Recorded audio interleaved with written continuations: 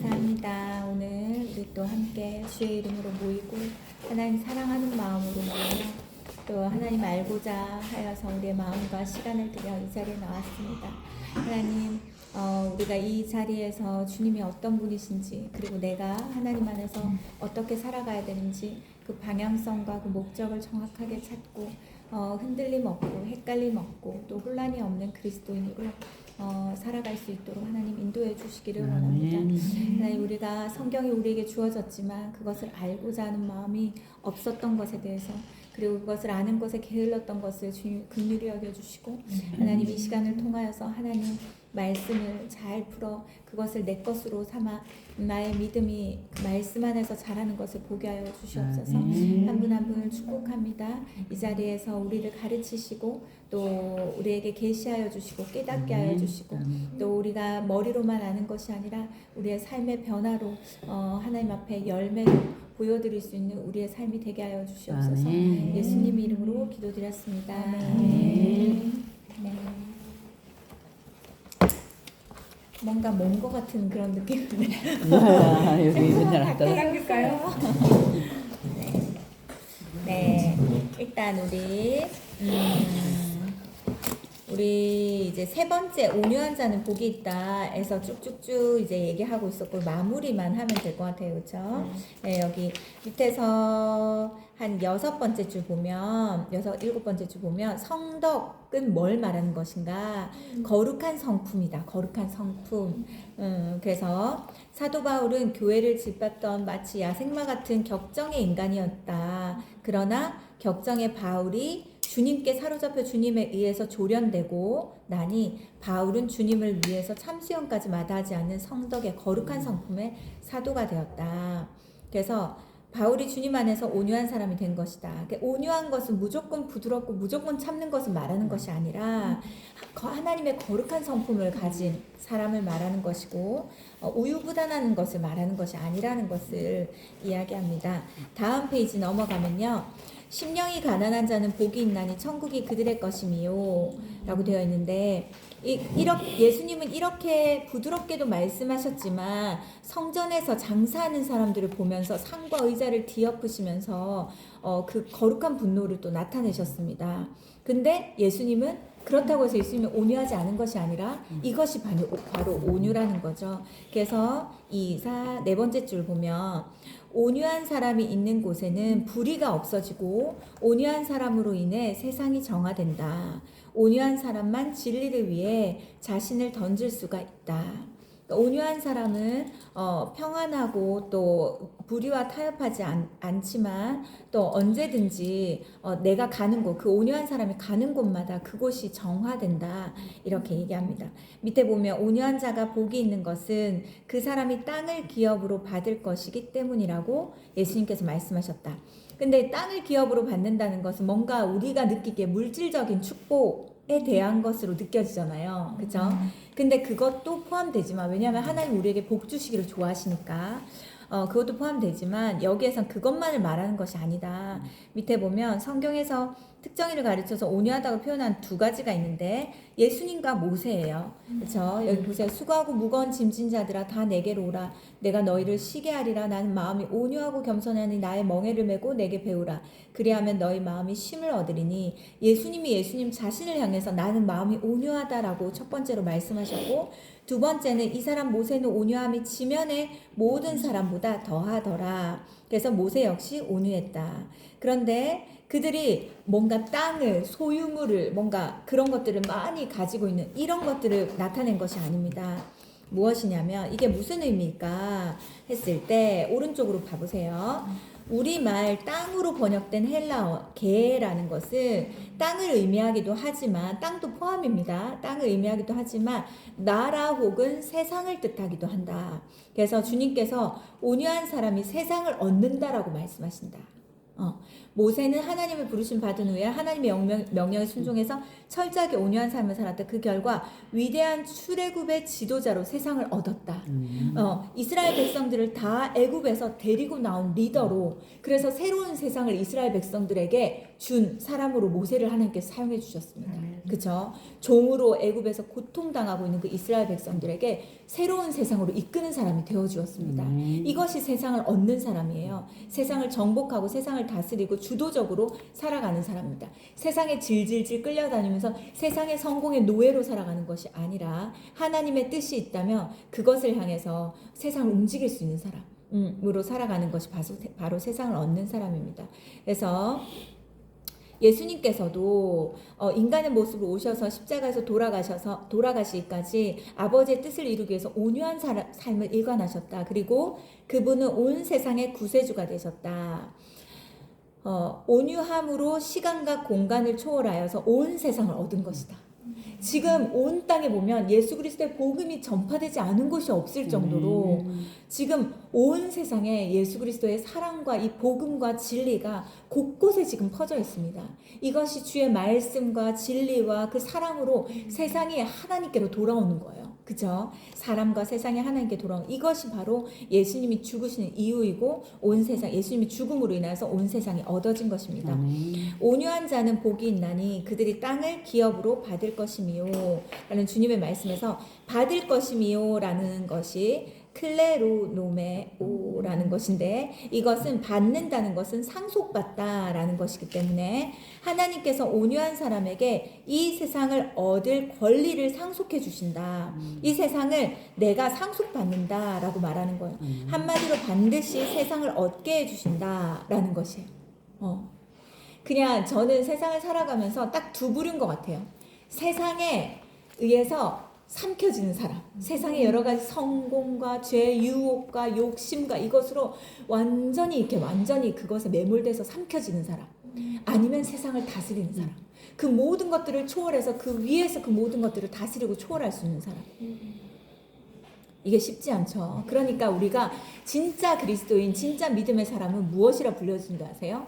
세상이 감당하지 못할 사람이라고 해요. 왜냐면 이게 안 통하거든요. 세상의 방식으로 세상의 어떤 것으로 말이 통하지가 않거든요. 뭘 더 준다고 해도 그 자신에게 하나님의 말씀에서 벗어나면 그걸 하지 않고 불법을 행하라고 해도 그것이 양심의 가책이 되면 그거 어떤 보상을 준다 해도 하지 않고 그러니까 세상에 감당하지 못하는 사람이 즉 진정한 그리스도인이에요. 그렇죠? 그래서 이 세상의 모든 것들에 끌려다니지 않고 그것을 끌어오게 하는 그것을 리더해가는 사람이 바로 세상을 얻는 사람, 땅을 기업으로 얻는 사람이다.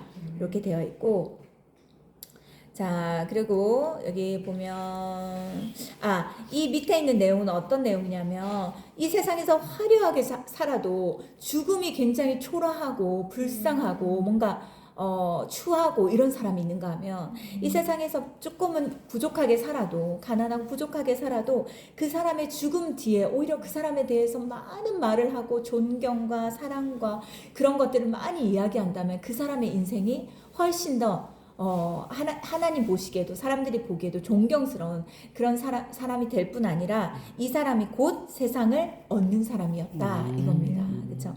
우리는 어떤 얘기 들어야 됩니까? 우리는 엄마이고 아내잖아요. 어떤 말 들어야 됩니까? 딸이기도 하잖아요. 그렇죠? 내가 이 딸을 통해서 하나님을 알고 하나님을 믿게 되었다. 내가 이 딸로 인해서 내가 구원받았다. 이런 말 들어야 되잖아요.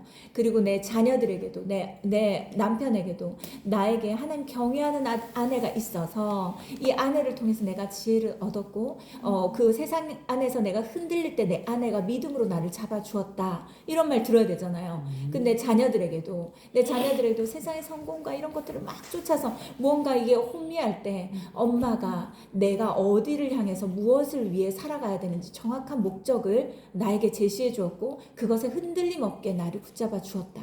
내 엄마는 믿음의 엄마였고 믿음의 아내였고 믿음의 딸이었다. 이 말을 우리가 남길 수 있다면 우리의 죽음 뒤에 그렇죠? 우리의 죽음 뒤에 우리의 믿음이 내 자손에게 그 자손에게 흘러가 나를 계속해서 기억하는 그런 죽음이 될 것입니다. 그렇죠? 네. 그렇게 될 것을 믿습니다. 네. 자, 네 번째로 주님이 복이라고 말씀하신 것에 대해서 보겠습니다. 예수님께서는 의에 줄이고 목마른 자가 복이 있다고 말씀하셨다. 의에 줄이고 목마른 자, 이게 무엇인가? 내가 지금 살아있다는 증거가 무엇인가? 여러 가지가 있겠. 심장이 뛰냐, 뭐 하냐, 내가 살아있냐, 뭐 여러 가지가 있겠지만 가장 우리가 그 확실하게 확인할 수 있는 것은 무엇입니까? 내가 지금 갈증을 느끼고 있나? 배고픔을 느끼고 있냐, 이것이 살아있다라는 증거이다. 그래서 다음 장 넘겨보면 82쪽에 2, 4, 5번째 주 보면 살아있는 사람은 때가 되면 반드시 배고픔과 갈증을 느낀다. 그것이야말로 그 사람이 정상적으로 살아있다는 분명한 증거이다. 근데 무엇에 굶주리고 무엇에 목말라 하느냐에 따라 한 개인과 국가의 역사가 달라진다. 내가 무엇에 굶주리고 무엇에 목말라 있는지에 따라서 개인과 국가의 역사가 달라진다라고 되어 있어요. 그래서 밑으로 쭉 2, 4, 6번째 주 내려가 보면 보세요. 이 가운데 어떤 내용입니까? 히틀러가 무엇에 권력에 굶주려 있으니까 5천만 명이 죽었어요. 그런데 자유에 목마른 사람에 의해서 4.19 혁명이 일어났어요. 우리나라에서도 그 민주주의와 이 자유를 외치면서 많은 독립운동가들이 죽음을 당했어요. 그 독립운동가들의 많은 상당수가 크리스찬이었어요. 그쵸? 그래서 이게 내가 무엇에 굶주리고 무엇을 갈망하고 무엇에 목말라 하는지에 따라 그것에 맞는 결과물이 나타나게 되어 있는데, 우리가 그때 보면 의에 줄이고 목마른 사람이 복된 이유가 여기 있다. 의에 줄이고 목마르다는 것은 영적으로 싱싱하게 살아있다는 증거이기 때문이다. 의에 대해서 목마르다, 이것은 내가 영적으로 살아있다는 뜻이에요. 나 이런 거 필요 없을 것 같은데 굳이 이런 시간이 왜 필요해? 말씀 통독, 그냥 말씀 설교 시간 들으면 되지. 요즘 뭐 여기 막 유튜브만 보면 뭐 말씀이 철철 넘치는데 그거 들으면 되지. 내가 굳이 그걸 찾아서 봐야 돼? 라고 생각할 수 있잖아요. 그 굉장히 위험한 신호예요. 위험한 신호. 영적으로 살아있는 사람은요, 의에 줄이고 목마를 수밖에 없고, 의에 줄이고 목말라 하는 사람에 의해서 이 땅에 하나님 나라는 일구어집니다. 그래서 그 사람이 복된 사람입니다. 하나님 그 사람을 통해서 일하시거든요. 하나님 그 사람을 통해서 일하십니다.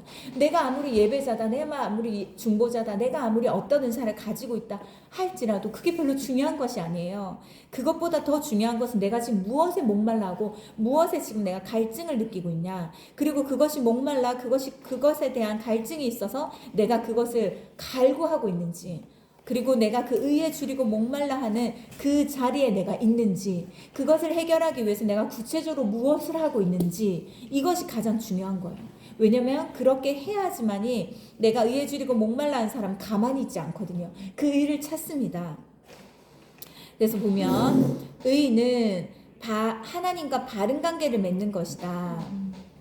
부부가 서로 사랑하는 것은 부부간의 바른 관계를 맺는 것이다. 남편은 남편의 도리, 아내는 아내의 도리를 다하는 것이 서로 사랑하는 것이다. 하나님을 사랑하는 것, 하나님을 사랑하는 것은 하나님의 의를 사랑하는 것도 또 하나님과 바른 관계를 추구하는 것이다. 하나님 사랑한다는 거, 하나님 의를 사랑한다는 거, 이거는 모두 다 하나님과의 바른 관계를 말하는 것이다. 바꿔 말하면 하나님의 말씀을 사랑하는 것이다. 하나님의 말씀을 떠나서는 하나님을 사랑할 수도 하나님과 바른 관계를 맺을 수도 없기 때문이다. 하나님은 말씀이기 때문에 말씀 빼고 주님 사랑합니다, 주님 예배하고 싶습니다, 주님 알고 싶습니다, 이건 불가능하다는 거예요.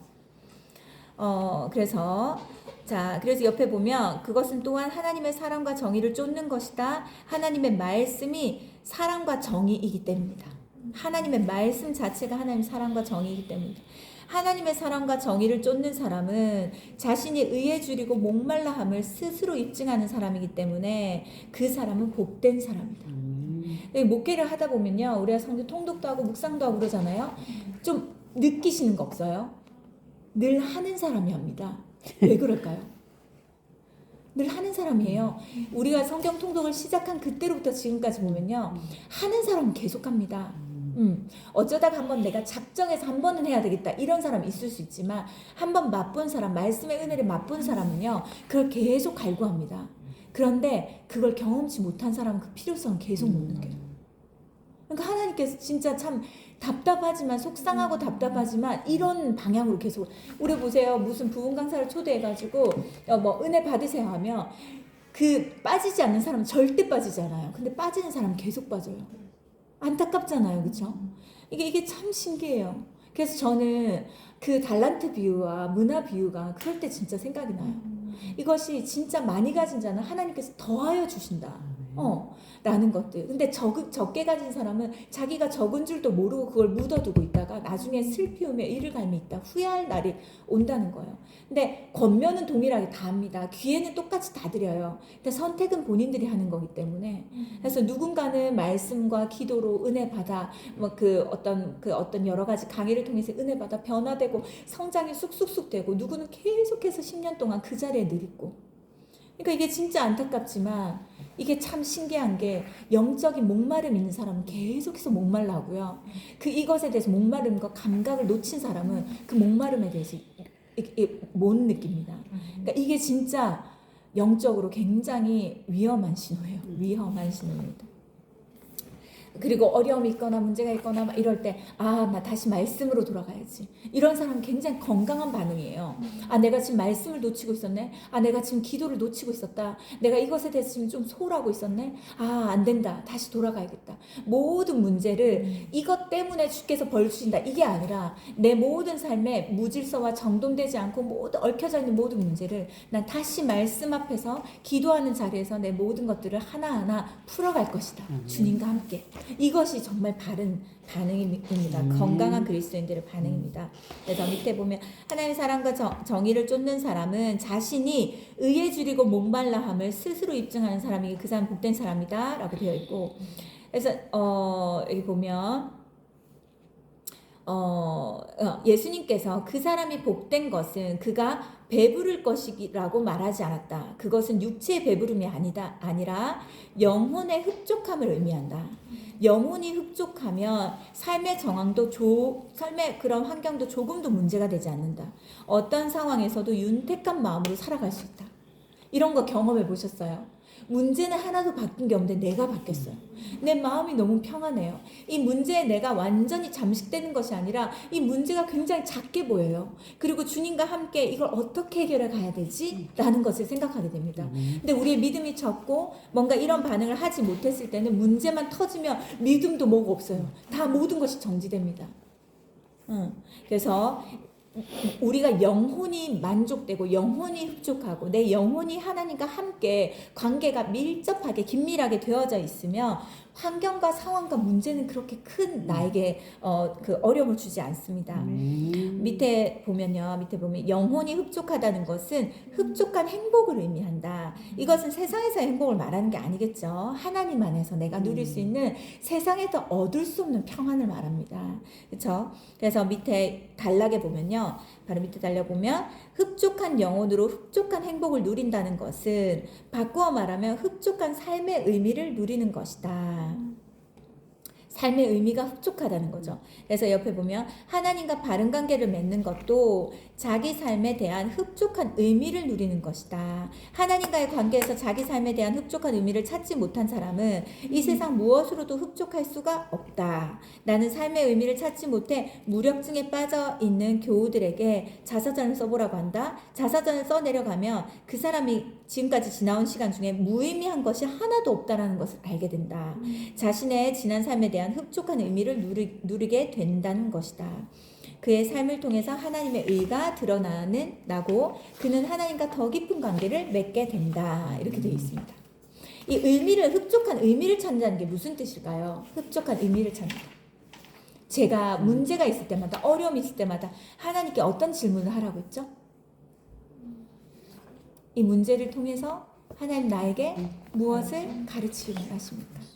관계에 어려움이 있을 때, 누군가 나를 오해할 때, 계속 꼬여만 갈 때, 자녀가 계속 같은 문제로 계속 넘어질 때, 재정의 문제가 계속 얽혀 있을 때, 막혀 있을 때, 하나님, 이것을 통해서 주님, 제가 배워야 되는 것이 무엇입니까? 제가 지금 돌이켜야 하는 것이 무엇입니까? 제가 놓치고 있는 것이 무엇입니까? 제가 알아야 되는 것이 무엇입니까? 주님께 물으면 그 한 상황과 한 문제마다에 주님께서 나에게 말씀해 주시는 의미들이 있습니다. 해석들이 있어요. 그렇죠? 그것들을 붙잡아야 돼요. 그것이 있으면요, 문제가 더 이상 문제가 아니고 어려움이 더 이상 어려움이 아닙니다. 그런데 그것을 모른 채 그 어려움과 문제를 맞닥뜨리면 나는 완전히 휘청거리는 사람이 돼버리는 거예요. 그래서 빨리 그걸 찾아야 돼요. 빨리 그걸 알아야 됩니다. 하나님이 어떤 것에 대해서도 나에게 일어나는 어떤 문제와 어떤 어려움에 대해서도 선한 목적이 없는 것이 없어요. 왜일까요? 하나님 우리를 사랑하시니까. 하나님 우리를 사랑해서 하나님 우리에게 고통을 주기를 원하지 않으세요. 하나님 우리를 사랑하세요. 선한 목적으로 우리가 아이들이 학교를 가기 싫다고 해도 학교를 보내야 하는 이유가 무엇입니까? 내 자녀를 사랑하니까. 그리고 그 학교 생활의 그 과정이 인간관계와 배움과 이 모든 시험과 모든 것이 힘들지만 그 과정을 지나 이 아이가 성장하고 자라있고, 그쵸? 그런 것들을 우리가 기대하기 때문에 아이가 힘들다 하더라도 학교를 보냅니다. 그쵸? 똑같아요. 우리가 당면한 이 모든 문제들은 광야의 학교입니다. 이 광야의 학교에서 우리는 그 안에서 배우고 깎이고 다듬어지고 성장합니다. 왜입니까? 하나님이 우리를 사랑하시기 때문에. 그쵸? 내 자녀를 사랑한다고 해서 집 밖에도 내보내지 않고 집 안에만 가두는 엄마는 아무도 없을 거예요. 그렇죠? 내 자녀가 누구를 두렵다고 해가지고 계속 그 사람이 없는 곳으로만 피해 다니느라고 어린이집을 몇 군데를 바꾸고 학교를 몇 군데를 전학하는 엄마는 없을 거예요. 진짜 지혜로운 엄마라면, 그 자녀를 진짜 사랑하는 엄마라면 이때 문제를 피하는 것이 아니라 그 문제를 이길 수 있는 걸 가르쳐 줄 거예요. 그렇죠? 관계에 어려움이 있는 사람을 피하는 것이 아니라 그런 사람과도 어떻게 관계를 해갈 수 있는지를 가르쳐 줄 거예요. 그렇죠? 그것이 자녀를 향한 엄마의 사랑이기 때문에. 하나님도 똑같으세요. 근데 그래서 하나님에 대해서 절대 오해하면 안 됩니다. 왜 하나님 나에게 이런 문제를 주고, 왜 하나님은? 그렇지 않아요. 그렇지 않습니다. 하나님은 그런 하나님이 아니에요. 제가요, 이거 하나의 예를 들어드릴게요. 제가 25살 때 제가 너무 힘든 것에, 이 힘든 게 한두 가지가 아니었어요. 10가지 더 넘는 거였던 것 같아요. 그중 여러 가지 어려움들이, 관계 어려움, 모든 교회 생활의 어려움 여러 가지가 있었는데, 우리 교회는 제가 우리 드림교회를 계속해서 선교단체와 연결해가지고 선교단체의 모든 유익한 것들이 이 교회 안에 목사님과 함께 풀어놓는 이유는 제 교회가 그러지 못한 교회였어요. 제가 얼마나 영적으로 답답했는지 몰라요. 그러니까 그냥 전통적인 예배를 드린 곳이었어요. 찬송가 부르고 교동문하고 설교 듣고 양육도 없고 뭐 이런 아무것도 없었어요. 나는 영적으로 너무 갈급하고 너무 목마른데 이게 채워지질 않는 거예요. 그냥 너무 답답한데, 그래서 예수전도단에서 하는 화요 모임에 화요일마다 예배를 드린 곳이 있어요. 거기 엄청 먼 곳이었는데 지하철을 타고 그곳을 울면서 갔어요. 난 너무 영적으로 답답하고 너무 막 이 목마르고 너무 뭔가가 답답한데 이게 해결되지는 않고, 교회 안에서 이게 해결되지 않고, 그래서 그곳을 울면서 찾아간 거예요. 거기서 예배를 드리고 하나님 앞에 마음을 쏟고, 우리 교회에서 수요 예배를 가도 금요 예배를 가도 뭔가 그 형식적인 예배만 계속 돌아가고 있는 그런 거였어요. 우리 교회 예배랑 완전히 달랐어요. 그래서 아무튼 그래서 되게 힘들었어요. 그래서 아무튼 그렇게 갔는데 어느 날 광고를 하는 거예요. DTS라는 게 있대요. 예수제자 훈련학교. 그게 있는데 그때 제가 그걸 딱 보면서 내가 내 평생, 그때가 25살이었잖아요. 그러면 내 인생의 한 3분의 1 정도는 산 건데, 내가 빨리 뭐 죽는다 하더라도 3분의, 근데 내 인생의 3분의 2 정도의 인생이 남았는데 내가 하나님 앞에서 이 모든 것들을 다시 정리하고 정돈해서 다시 시작하고 싶다, 이런 생각이 들었어요. 근데 그때 엄마가 편찮으신 상태였어요. 근데 이거 결정을 해야 되나 말아야 되나 하면서 기도하면서 주님의 인도하심과 응답이 있어서 이제 갔습니다. 갔는데 저는 하나밖에 없었어요. 의에 줄이고 목마른 마음밖에 없었어요. 무슨 문제들이 문제가 아니라 내 자신이 너무 답답해서, 내 삶이. 그래서 이제 딱 갔는데 첫 예배 때 내가 이걸 가지고 갔거든요. 의에 줄이고 목마른 마음으로 갔는데 첫 예배 첫 찬양이 이건 거예요. 의에 줄이고 목이 마르니 성령의 기름 부으소서, 이건 거예요. 그때 제가 그 자리에 앉아가지고 얼마나 많이 마치 내가 얼마나 의에 줄이고 목말랐는지를 주님이 다 아시고 나를 거기로 부르신 것에 대한 확신이 든 그런 예배였어요. 그래서 엄청나게 울고 모든 강의 시간마다 저희 교회에서 초대하는 모든 강사들이 다 YM 그 DTS 강사들이에요. 그러니까 거기를 가려면 6개월 동안 모든 직장과 모든 것들, 가정과 모든 것들을 뒤로하고 거기를 가야 되는데 성도들이 다 그렇게 할 수가 없잖아요. 그래서 우리의 생각은 강사를 초대하는 거예요. 거기를 다 가게 하면 좋겠지만 그래서 그 캠프에서도 전도행에서도 그 강사 YM 강사들 모셔가지고 애들 말씀을 듣게 하는 게 애들을 다 데리고 그런데 갈 수가 없으니까 그렇게 하고 있는 건데 아무튼 가서 그렇게 했어요.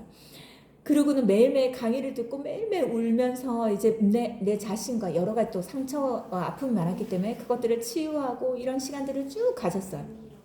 그랬는데 상황이 달라졌을까요? 달라지지 않았을까요? 우리 엄마는 제가 거기에서 그 강의 기간이 끝나고 전도행을 딱 가야 돼요. 전도행을 가지 않으면 수료가 되지 않아요. 강의는 배움이고 전도행은 적용이에요. 배움만으로는 수료를 시켜주지 않아요. 지식만으로는 안 된다. 제자가 될 수 없다. 적용해야 된다. 그래가지고 아무튼 전도행을 딱 떠나려고 하는데 엄마가 수술을 하게 된 거예요. 그래서 수술을 하는데 이 수술이 너무 큰 수술이어서 가족들의 사인을 다 받아야 돼요. 이 수술 중에 생명에 위험한 일이 있다 할지라도 그것에 대해서 동의하는 사인이었어요. 제가 얼마나 무서웠겠어요. 제가 얼마나 두려웠겠어요. 내가 하나밖에 없는 엄마를. 그쵸? 내가 전도를 갔다 하면 엄마를 보지 못할 수도 있는데. 그래서 그거 가지고 또 엄청 기도했어요. 하나님 어떻게 해야 됩니까? 어떻게 해야 됩니까? 그런데 제가 그때에 제가 지금도 잊혀지지 않은 그 재정을 채워주신 그 간증 제가 얘기했잖아요. 저는 다른 학생들은 강의비가 만약에 100만 원이고 그 전도행비가 100만 원이라면 다른 사람들은 100만 원을 다 냈어요. 그리고 전도행비 100만 원만 있으면 돼요. 저는 전도행을 가려면 200만 원이 필요했어요. 전 돈이 있어서 간 게 아니었고 돈 없었어요. 가난했기 때문에 믿음으로 그냥 간 거였어요. 그랬는데 저는 전도행을 가려면 200만 원을 구해야 했고 다른 사람들은 100만 원만 구하면 되는 거였어요. 그 마지막 날에 아빠 친구 한 번도 얼굴을 보지 않은 그 친구를 아빠를 10년 만에 만났고 그 아빠가 아빠한테 자녀들 뭐하냐 우리 딸은 지금 선교 훈련 가 있다. 선교 훈련 가 있네. 알고 봤더니 이분이 안수집사 엄청나게 믿음이 좋은 안수집사 그리고 재정을 많이 버는 사업가인 거예요. 그래서 너무 귀한 일을 한다. 너무 귀한 훈련이다. 혹시 필요한 게 있으면 나한테 연락해라. 이렇게 얘기를 한 거예요. 그리고는 제가 그때 하나님 이 재정이 채워지지 않는다면 저는 전도를 가지 않고 부산으로 내려가 엄마를 돌보겠습니다. 그렇지만 하나님께서 재정을 내가 생각지 않은 방법으로 채워주신다면 하나님이 가라고 하는 사인으로 알고 내가 순종함으로 가겠습니다. 엄마를 하나님께 맡겨드리고 가겠습니다. 이렇게 했는데 아빠가 그분 연락처 그래서 해가지고 제가 저 누구누구 딸입니다 이렇게 얘기해가지고 이렇게 얘기했는데 그분이 너 너무 귀하다. 내가 정말 내 돈을 내 재정을 좋은 곳에 사용하고 싶은데 내가 너를 후원하고 싶다. 너 지금 돈이 얼마가 필요하냐?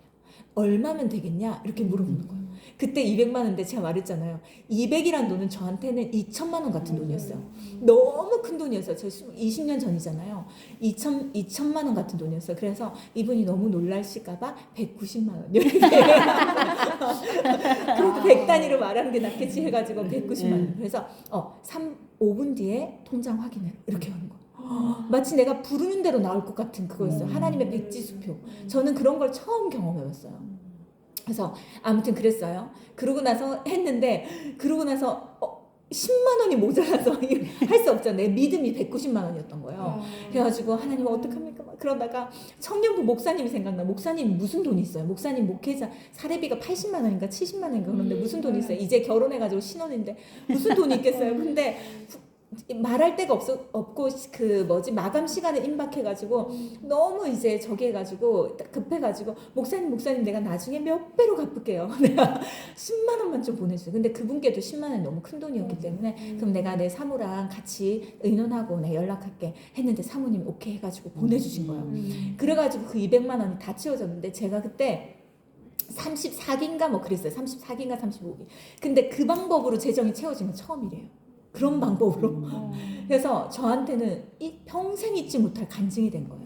그래서 그것을 가지고서 저는 우즈베키스탄이랑 카자흐스탄을 갔어요. 그리고는 내가 살아가는 내 인생의 방향과 목적과 이 세상을 바라보는 모든 시각을 주님이 다 바꾸셨어요. 그리고 내가 왜 살아야 되는지, 무엇을 위해 살아야 되는지, 하나님 나라는 어떤 곳인지, 그리고 내가 하나님 나라에서 난 어떻게 기여하고 싶은지, 내 인생이 얼마나 가치가 있고 소중한지, 이 모든 것들을 다 알게 됩니다. 그러고는 우리 목사님을 만나서 25살 우리 목사님 만나서 결혼해서 졸지에 25살에 사모가 되어 있어요. 사모가 아무것도 모르는데, 근데 그 DTS에서 배웠던 것으로 중보기도 하고 예배드리고 큐티하고 목사님과 함께 붙잡고 손잡고 같이 큐티하고 이러면서 사역을 시작하게 된 거예요. 그런데 그 과정 중에 그 과정 DTS 안에 있을 때 엄마는 더 위독하시고 수술을 하셔야 했고 사인을 해야 하는 그런 가족들의 사인을 받아야 되는 상황, 다시는 엄마를 보지 못하는 그런 상황이었어요. 근데 감사하게도 수술은 잘 되었고 갔다 와서 엄마를 만날 수 있었고 엄마는 저와 또 결혼식을 다 보고 자녀들의 결혼식을 다 보고 돌아가셨어요. 보면 우리가 하나님 앞에 의에 줄이고 목말라서 주님을 향해서 갈망과 갈증과 영적인 배고픔을 가지고 갈급함을 가지고 주님을 찾지만 상황이 하나도 변하지 않거나 오히려 더 안 좋아질 수 있습니다. 근데 내가 바뀌어 있어요. 내 눈이 바뀌어 있고 내 마음이 바뀌어 있고 내 생각이 바뀌어 있고 내 상처가 바뀌어 있고 내 상처에 대한 해석이 바뀌어 있고 내 삶의 목적이 바뀌어 있고 내 인생의 꿈이 바뀌어 있고 이 비전이 바뀌어 있고, 그러니까 하나님께서 연애를 한 번도 해보지 못한 내가 그냥 만나서 3개월 만에 바로 결혼합니다. 그래서 진짜 확실한 사람이면 오랫동안 연애할 필요 없어요. 7년 동안 연애해서 3개월 만에 이혼한 사람도 봤어요. 오랫동안 연애한다고 해서 그 사람한테 알 수 없습니다. 감추고 가리려면 얼마든지 감출 수 있어요. 그런데 하나님이 기다 맞다라고 하면 그 사람은 맞는 거예요. 그렇죠. 나보다 나를 더 잘 아시는 하나님께서 딱 맞는 사람 만나게 해주십니다. 그럼 바로 결혼하면 돼요. 그렇죠. 바로 결혼해서 딱 이렇게 살아가면서 연애하듯이 살아가면 됩니다. 그렇죠. 아무튼 그런데 상황이 바뀌지 않고 문제가 달라지지 않고 환경이 달라지지 않지만 내가 바뀌어 있으니까 내 삶 안에서 살아가는 내 태도가 바뀌어져 있고, 그렇죠. 그러기 때문에 의에 줄이고 목마른 사람은 어떻게 천국을 얻을 것이다, 그죠? 하나님 나라를 얻는 것이다. 내가 하나님 나라가 내 안에 와 있는 거예요. 내가 거기를 가기 전과 후는 가장 큰 차이는 난 너무 지옥 같은 삶을 살았어요. 교회에서 봉사도 많이 하고 뭐도 많이 했지만 내 마음이 완전히 만신창이가 되어 있었어요. 어느 것 하나 정상적인 부분이 없었어요. 그러니까 사람들이 어떤 말만 하면 쉽게 상처받고 막 우울해지고 막 굉장히 이 은혜로 나를 채우지 못하고 다른 것으로 나를 막 채우고 이런 것에 완전히 그냥 썬데이 크리스찬이었어요. 그러다가 완전히 내 인생이 바뀌어버린 거예요. 뭔지 아시겠죠?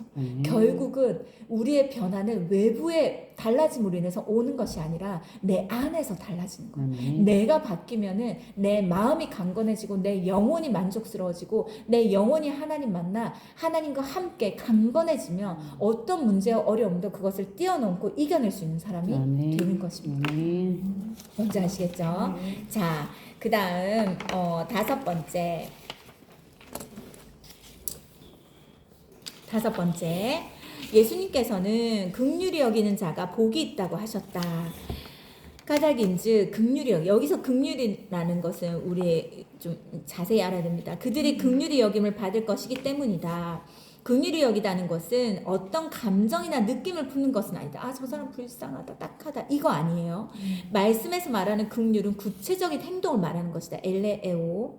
그래서 뭡니까? 누군가가 침울해 보일 때 말을 걸어준다든지 움직이는 거죠. 슬픔에 빠져있는 사람 손을 꼭 잡아준다든지, 궁핍한 사람에게 내가 지닌 무언가를 준다든지, 이런 구체적인 행동까지 나아가는 것이 말씀에서 말하는 긍휼입니다. 이런 긍휼을 하는 사람, 행하는 사람은 그런 긍휼을 받는다고 했어요. 그렇죠? 그렇다면 내가 행동이 뒷받침되는 긍휼을 표현한 사람은 어떻습니까?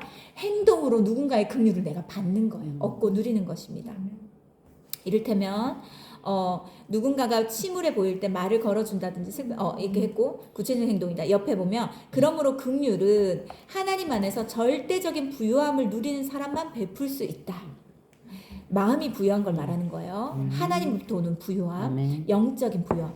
지닌 것이 많아도 상대적인 빈곤감 속에서 사는 사람이라면 긍휼은 불가능하다. 내가 가진 게 많아도 나보다 가진 것이 더 많은 사람들이 있는데 이 사람은 굉장히 가난한 사람이 계속해서 비교함의 열등감 속에 있는 사람이기 때문에 그쵸? 그런데 밑에 보세요. 하나님 안에서 자기 삶에 대한 절대적인 의미와 부유함을 누리는 사람이라면 밑에 자기보다 형편이 어려운 사람에게 얼마든지 긍휼을 베풀 수 있다. 오히려 저는 보니까요. 나보다 훨씬 더 부유한 사람을 긍휼히 여기는 사람까지 되더라고요. 나보다 가진 게 많고 뭐 모든 것들이 더 월등히 뛰어난 사람도 저 사람 긍휼히 여기면서 그 사람을 도울 수 있는 사람이 되더라고요. 영혼이 부유해지면 영혼이 만족과 부요와 의미가 있는 사람이라면 그래서 밑에 보세요. 무슨 예화가 있습니까? 한 여학생이 알바를 합니다. 모금에 대한 알바를 합니다. 고급 주택 단지를 방문했어요. 첫 번째 방문했는데 흘려듣고 있다가 두 번째 방문했는데 1달러를 던져줬대요. 거지한테 주듯이. 그쵸? 그런데 지나가는 흑인 할머니, 편의점에 있는 할머니가 이 여자를 불렀어요. 그리고 이 상황들을 들었어요. 이유는 모르겠지만 너무 지쳐 보인다고 하고 물 한 잔 주고 싶다고 하고 불렀어요. 그리고 내가 돈은 없지만 예수 이름으로 조금이라도 참여할게 라고 얘기하면서 25센트 결국 1달러보다 더 작은 금액을 줬습니다. 그런데 이 여학생은 너무 감격했어요. 이 사람은 정말 누가 봐도 가난한 사람이었지만 누군가에게 긍휼을 베풀 수 있는 사람이었고 하나님 앞에서 절대적인 부유함을 누리고 있는 사람이었기 때문에 기꺼이 긍휼을 베풀 수 있었다. 그래서요. 누군가를 위한 우리의 행동이 긍휼인지 아닌지 순간적인 값싼 동정심에 불과한지 그 지속성의 여부를 구별할 수 있다. 이게 뭔지 아시겠죠? 이례적인 것이라면 동정인 것이고 지속적인 것이라면 긍휼입니다. 긍휼. 그래서 남녀한 옷차림의 할머니가 처음에 도와드렸는데 또다시 도와달라고 한다. 그러면 그때 마음이 불편하고 불쾌하다면 난 동정을 한 것이고 그것 동일하게 얼마나 힘들었으면 또 왔을까 동일하게 또 도와줄 수 있다면 나는 긍휼을 한 것이다. 그래서 긍휼의 텃밭은 절대적인 부유함이 있기 때문이다. 긍휼한 마음을 가지고 있는 마음밭을 가진 사람은 부유함이 있는 사람이에요. 부유함. 그래서 제가 여러 번 얘기했는데 재정학교 할 때도 얘기했는데 재물이 많아 부유한 사람이 있는가 하면 재물은 적어도 마음이 부유한 사람이고 영혼이 부유한 사람이 있어요. 우리는 어떤 사람이 되어야 됩니까? 영혼이 부유하고 마음이 부유한 사람이어야 돼요. 저도 이 성도들을 딱 보면 이분은 정말 많은 걸 가지고 있는 것으로 보이진 않지만 항상 마음이 넉넉하고 부유하다. 이거를 느끼게 하는 사람들이 있습니다. 그러니까 마음 자체가 부유한 사람들이 있어요. 그래서 그런 사람들이 정말 영혼의 마음밭이 긍휼과 이런 하나님의 사랑으로 가득하여서 부유한 사람인 것이죠. 86쪽 보면 우리가 누군가에게 긍휼을 베푼다면 그 동기가 우리에게 베풀어 주신 하나님의 긍휼이었음을 잊지 말아야 된다. 왜 이걸 강조할까요? 내 의가 되어서는 안 된다. 난 이렇게 긍휼이 많은 사람이야. 난 마음이 부유하거든. 난 그래서 이런 사람들 긍휼히 여겨. 이걸 자기 의에서 나온 거라고 말한다면 그 사람은 그 긍휼로 인해서 오히려 교만에 빠지는 사람이 되는데 나는 내가 이렇게 긍휼히 여길 수 있는 것은 난 하나님의 긍휼을 먼저 받았기 때문이야. 하나님이 나를 먼저 긍휼히 여기셨어. 그래서 내가 그걸 받았기 때문에 줄 수 있는 거야 라고 말할 수 있어야 됩니다. 그 사람은 그 긍휼로 인해서 누군가를 칭찬하고 인정하고 고마워한다 할지라도 절대 교만해지지 않습니다. 자, 보세요. 두 번째 줄. 하나님께서 우리에게 먼저 긍휼을 베풀어 주셨다. 하나님께서 우리의 과거를 묻지 않으셨다. 그렇죠? 하나님께서 우리에게 어떻게 긍휼을 베풀어 주셨는지 여기 구체적으로 나열하고 있습니다. 우리의 과거를 묻지 않으셨어요. 어떤 죄를 지었고 어떻게 살았는지. 두 번째, 우리의 죄와 허물을 독생자 하나밖에 없는 아들을 죽이면서까지 우리의 죄와 허물을 사해 주셨다. 구체적으로 행동으로 보이셨죠. 그 다음에 세 번째, 과거에 대한 편견으로 해서 현재 나를 판단하지 않으신다. 너 이전에 이랬잖아. 근데 너 지금도 이럴 거잖아. 라고 우리를 판단치 않으신다. 그 다음에 날마다 우리의 우리에게 저어주시는 하나님이시다. 내가 나 이렇게 할게요, 나 이렇게 할게요. 근데 지키지 못하는 게 더 많아. 그런데도 나를 믿어주시고 나를 기다려주시고 날 참아주세요. 그렇죠? 우리 애들이 오늘까지 방 청소해놓을게요. 그러지 않을 때 많잖아요. 그렇죠? 그래도 그래 오늘까지 해놔. 근데 그 다음에 우린 또 기회를 주잖아요. 그렇죠?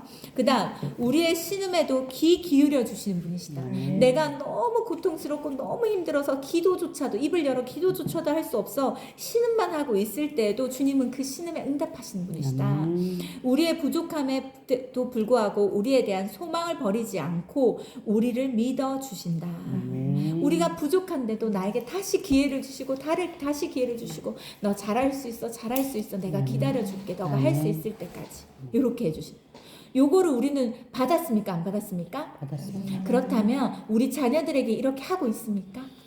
할 때 있고 안 할 그것이 문제입니다. 올라갔다 할 때가 그렇다면 우리가 어디서부터 다시 시작해야 됩니까? 하나님이 나를 이렇게 긍휼히 여기셨다. 요것부터 회복돼야 돼요. 아멘. 요것부터 다시 되찾아야 돼요. 이 마음을 다시 잃어버렸다면 다시 되찾아야 됩니다. 아멘. 그래서 우리가 이 마음을 가지고 우리 자녀를 긍휼히 여기고 내 남편을 긍휼히 여기고 내 주변에 있는 사람들 긍휼히 여겨 내가 받은 긍휼을 똑같이 나누어 표현해야 아멘. 되는 것입니다. 밑으로 쭉 내려가면요. 이 6번째 줄 보면 우리가 누군가를 위해 긍휼을 베풀수록 우리는 우리를 위한 하나님의 긍휼을 더 깊이 체험하게 될 것이다. 예수님의 말씀처럼 긍휼을 베푸는 사람이 긍휼히 여김을 받을 것이기 때문이다. 그래서 긍휼을 베푸는 사람이 복이 있다라고 말합니다. 그러니까 막 이것저것 막 그냥 다 따지고 물어서 그것에 대해서 옳고 그름을 다 얘기해가지고 막 이렇게 한다면 나한테 돌아오는 것이 무엇일까요? 그런 사람을 만나겠죠. 그보다 더한 사람을. 그래서 이렇게 저렇게 잘못해서 당신이 이것 때문에 우리를 피해를 줬고 이런 소리를 우리가 듣게 되는 거예요. 그런데 옳고 그름을 떠나서 그 사람에 대한 긍휼한 마음으로 그 사람의 허물을 사랑으로 덮고 그것에 대해서 들춰내지 않고 그것을 내가 뭔가 사랑으로 커버하며 기도하며 그 부족함을 채워가는 긍휼을 내가 행동으로 보일 때 내 부족함이 드러났을 그때도 누군가가 나의 허물을 덮어주고 나를 위해 기도해주고 나를 사랑으로 덮어주는 그 사랑을 내가 받는다는 것입니다. 그렇게 되길 원하시죠? 네. 자 밑에 보세요. 예수님께서 여섯 번째로 마음이 청결한 자는 복이 있다고 하셨습니다. 그들이 하나님을 볼 것이기 때문입니다. 맨 밑에서 3번째 줄 보세요. 예수님께서 말씀하신 마음이 청결한 자는 자기 영혼의 카메라를 하나님께 맞추어서 하나님의 청결하심이 자신의 마음을 통해서 드러나는 것이다. 우리의 시선이 하나님을 향해서 고정되어 있어서 우리 하나님을 보고 있기 때문에 하나님의 그 정결한 마음, 하나님의 거룩한 마음, 하나님의 그 청결하심 그것이 나에게 흘러 들어오는 것입니다. 내가 보는 그것이 곧 내가 되는 것이기 때문에 내가 먹는 것도 내가 되어 있잖아요. 내가 보는 것도 내가 되어 있습니다. 왜냐하면 보는 건 뭡니까? 눈으로 먹는 거예요. 눈으로 내가 막 집어넣는 거예요. 먹는 것도 내 입으로 들어오는 거잖아요. 이게 내 건강이 됩니다. 지금 내가 먹는 그것이 내 미래 건강이다. 내 몸이 되는 거예요. 내가 보는 그것이 지금 바로 내가 되어 있습니다. 건강에 대한 걸 많이 본다면 그 사람 건강한 걸 볼 것이고 건강하게 될 것이고 말씀에 대한 것들을 많이 본다면 영적으로 굉장히 성장되어 있는 앞날이 그 사람을 기다리고 있을 것이고 다 다를 거예요. 자녀에 대한 지혜가 필요해서 그걸 계속 강의를 통해서 배우고 듣는다면 그 사람 굉장히 지혜로운 엄마가 되어 있을 거예요. 그렇죠? 그러기 때문에 무엇을 보고 무엇을 보는지는 바로 그 사람이 되어 있기 때문에 우리의 영혼의 초점이 무엇에 맞춰 있어야 됩니까? 하나님. 계속해서 하나님 바라보면서 하나님이라면 어떻게 했을까? 하나님이 어떻게 했을까? 어떻게 말했을까? 어떻게 생각했을까? 어떻게 반응했을까? 어떻게 행동했을까? 이 문제 앞에서 하나님이라면 내가 어떻게 하길 원하실까? 이걸 계속 하나님께 초점을 맞춘다면 어느새 하나님 안에 있는 모든 지혜, 청결함, 거룩함 그 모든 것들이 긍휼 모든 것들이 어느새 내 것이 되어 있습니다.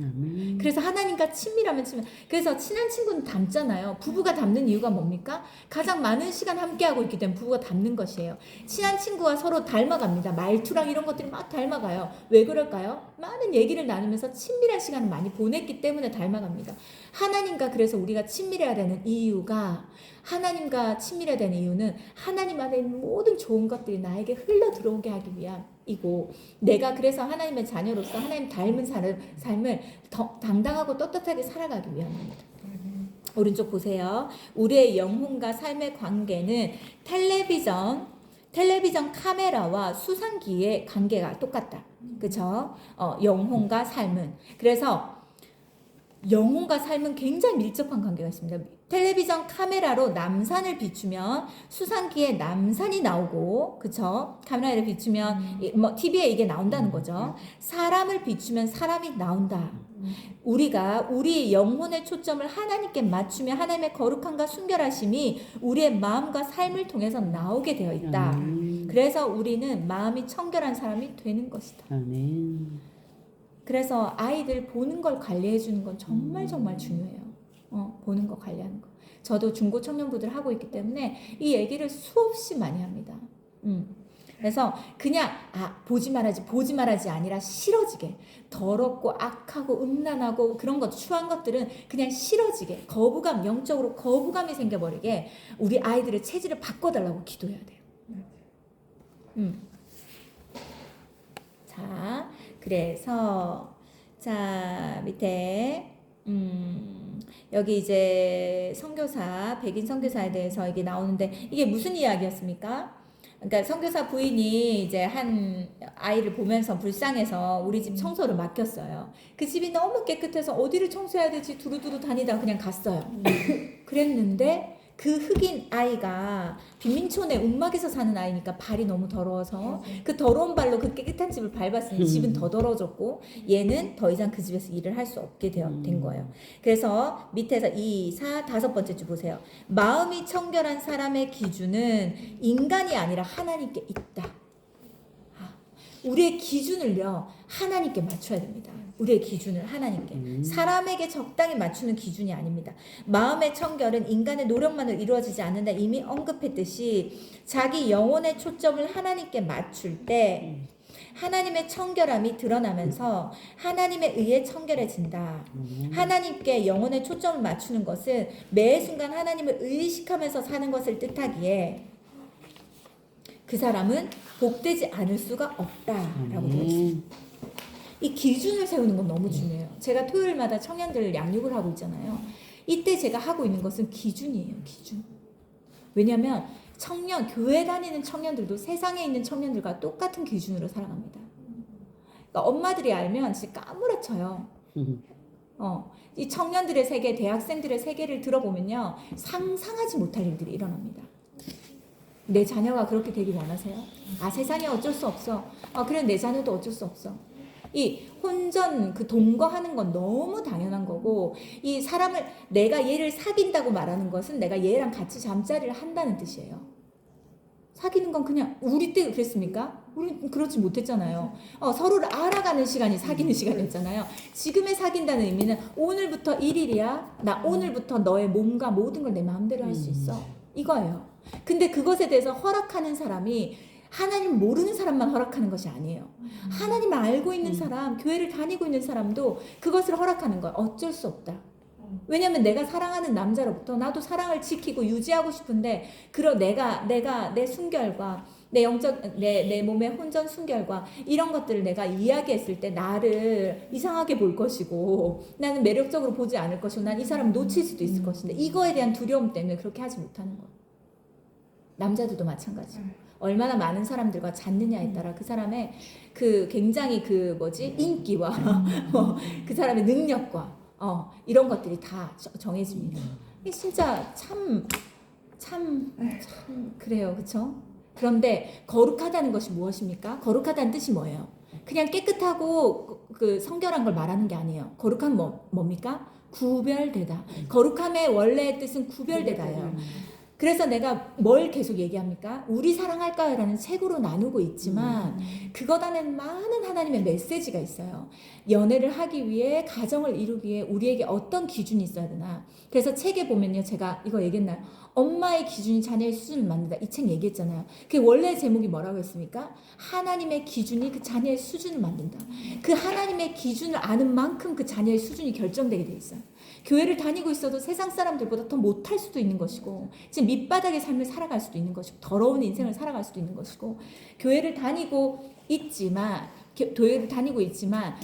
자신 안에 그 정확한 명확한 기준이 있어. 그 기준 안에서 자신의 삶을 정돈해가며 깨끗하게 관리하는 그런 삶을 살아가는 것입니다. 그것을 하기 위해서 싸워가고 있는 거예요. 열심히 가르치고 있는 거예요. 세상에서 얻은 모든 이 잘못된 가치관들을 빼내고 하나님의 가치관들을 넣어주는 게 이게 쉬운 게 아니에요. 엄청 기도 많이 해주셔야 돼요. 그래서 우리 자녀들이 정말 기도하면서 먼저 자신을 준비시켜가고, 그쵸? 먼저 자신을 하나님의 사람으로 준비해가고, 여기 다 청년들 엄마들이네 보니까. 엄마야, 다 청년 양육하는 아이들이네. 동민이가 원래 안 했어요. 작년에 여러 가지 사정으로 안 했어요. 근데 동민이가 왜 하기 시작한 줄 아세요? 이 형 누나들이 다르다는 걸 알게 된 거예요. 양육을 하는 형 누나들과 양육을 받지 않는 사람과 다르다는 걸 알게 된 거예요. 그러니까 이거 뭐가 있네. 여기에 뭐가 있다. 그러고는 가치를 본 거예요. 그리고 나도 제자리 걸음을 하지 않고 달라지고 싶다. 변화되고 싶다. 내가 이전에 왜 자꾸 실수하고 왜 자꾸 넘어지고 왜 자꾸 기준이 없었나. 내가 배우지 않아서이다. 그래서 자기도 배워야 되겠다. 그러고는 자기가 한다고 했어요. 자기가 한다고 온 거예요. 그래서 아무튼 그 시간에 여러 가지를 가르치며 하나님의 기준을 알려주고 있습니다. 근데 엄마들 어떠세요? 불안해요? 얘들 기준이 너무 높아져가지고 시집도 못 가고 장가도 못 가면 어떡하지? 막 이러잖아요. 걱정하지 마세요.